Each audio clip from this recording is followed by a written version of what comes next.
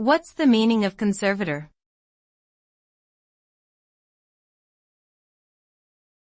Conservator.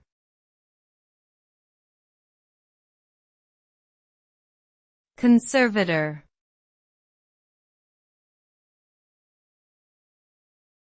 Conservator.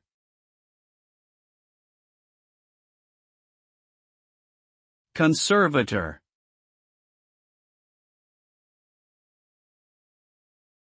A conservator is a person or entity who is appointed by a court or other legal authority to manage and protect the assets or interests of another person, often someone who is unable to do so themselves.